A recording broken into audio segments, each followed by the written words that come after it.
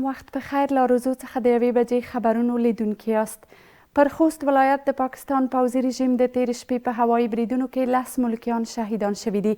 د اسلامي امارت ویاند ذبیح الله مجاهد وایي چې د خوست ولایت په ګربز ولسوالۍ کې پر یوه کور د پاکستاني پوځي رژیم په هوایي بریدونو کې 9 ماشومان او یوه ښځه شهیدان شوي دي.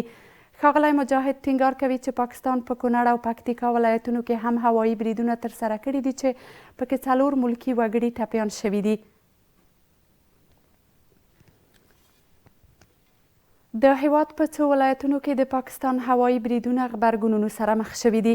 د هیواد پخواني ولسمشر حامد کرزي د پاکستان هوایي بریدونه په غندلو سره دغه اقدام د ټولو نړیوالو اصولو خلاف ګڼلی دی. مخکینی ولسمشر له پاکستان غوښتي چې له افغانستان سره د خپلې اړیکې د نړیوالو اصولو او د ښه ګاونډیتوب له مخې خپلې کړي، عاقبت اندیشي دې وکړي او د تخریبي او دښمنانه سیاستونو له تکراره دې ډډه وکړي. اخوا بیا د افغانستان سولې لپاره د امریکا پخواني ځانګړي استازي زلمي خلیلزاد دغه بریدونه یې غندلي او ویلي دي چې د دواړو لورو ترمنځ د شخړو هواري لپاره رښتینې او صبورانه ډیپلوماسي تر ټولو ښه لار ده. د اسلامي امارت د بهرنیو چارو وزیر په کابل کې د متحده عربي اماراتو د نوي سفیر باورلیک ومانه. د بهرنیو چارو وزارت اعلان وکړ چې ښاغلي متقي د کابل او ابوظبي ترمنځ د سوداګریزو اړیکو لا ډیره پراختیا او افغانانو ته د ویزو صادرولو په بهیر کې د اسانتیا برابرول مهم بللی دي. د بهرنیو چارو وزارت د خبرپاڼې له مخې د متحده عربي اماراتو نوي سفیر هم افغان سوداګرو ته د ویزو صادرولو برخو کې د اسانتیا برابرولو په موخه له هڅو ډاډ ورکړی دی.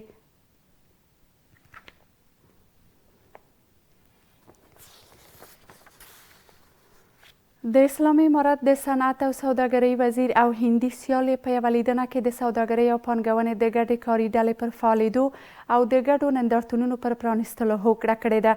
د صنعت او سوداګرۍ وزارت اعلان وکړ چې په دغه کتنه کې دواړو لورو د بیلابیلو سکالو په تیره بیا له هوایي، ځمکني او بحري مسیرونو څخه د سوداګرۍ د پراختیا، د بانکي معاملاتو د اسانتیا او د سوداګریزو اتشو معرفي کېدو په تړاو هم خبرې کړي دي. د رئیس الوزرا اداري مرستیال وایي کابل په ګڼو برخو کې له انقرې سره د اړیکو د لا پراختیا غوښتونکی دی.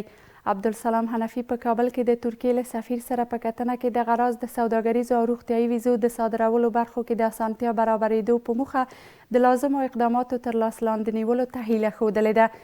ارګ اعلان وکړ چې جنک اونال هم ویلي د دواړو لورو د ګټو تامین د انقرې له کاري لومړیتوبونو څخه دي.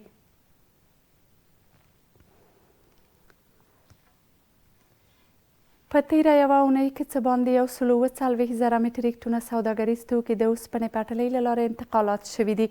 د ټولګټو چارو وزارت وایي دغه انتقالات د حیرتان، آقینې، تورغونډۍ او هرات خواف اوسپنې پټلیو له لارې ترسره شوي دي چې نفتي مواد او نور سوداګریز توکي پکې شاملې دي.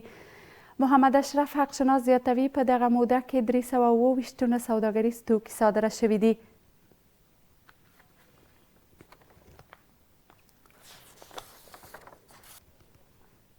له ملتیا مو مننه، پاتې وخت مو په خیر.